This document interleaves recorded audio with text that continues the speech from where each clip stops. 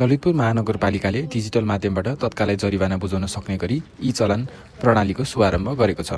महानगरभित्र जथाभावी पार्किङ गर्ने, जथाभावी फोहोर मैला फाल्ने, बोट बिरुवाहरू भाँच्ने लगायतका काम गर्नेलाई कारबाही गर्दा तत्कालै जरिवाना बुझाउन सक्ने गरी ई-चलान प्रणालीको शुभारम्भ गरेको हो। महानगरले वर्जित गरेको कामहरूको जरिवाना सहज रूपमा तत्कालै बुझाउन सक्ने गरी क्युआर कोड सहितको ई-चलान प्रणाली लागू गरिएको ललितपुर महानगरका प्रमुख चिरीबाबु महर्जनले जानकारी दिए। महानगरलाई डिजिटल रूपमा सेवा मैत्री बनाउने उद्देश्यका साथै ई-चलान को अवधारणालाई अघि सारेको उनको भनाइ छ।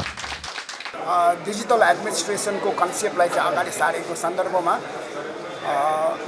जे जति नयाँ प्रडक्टहरू हामीले इम्प्लिमेन्ट गर्छौँ, लागू गर्छौँ, त्यो भनेको चाहिँ फेरि जनमैत्री पनि हुनुपर्छ। डिजिटल्ली अब हाम्रो सेवाग्राहीलाई गाह्रो पर्ने भयो भनेदेखि त्यसको रिजल्ट पनि त्यति राम्रो आउँदैन।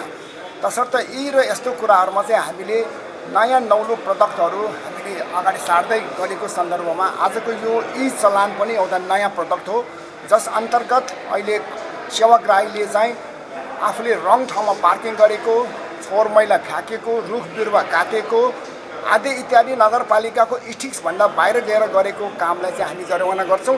त्यो जरिवाना गर्दाखेरिको अवस्थामा चाहिँ उहाँहरू चाहिँ नगरपालिका भवनमै आउनु नपर्ने अथवा नगर प्रहरीको कार्यालयमा आउनु नपर्ने, अन द स्पट क्युआर कोडबाट चाहिँ भुक्तानी गर्न सक्ने व्यवस्थापन चाहिँ आजदेखि हामीले गरेका छौँ। निकट भविष्यमै हामीले अरू नयाँ प्रडक्टहरू पनि हामीले लन्च गर्न गइरहेका छौँ। त्यो पनि हामीले समय सापेक्ष यहाँलाई जानकारी गराउँछौँ।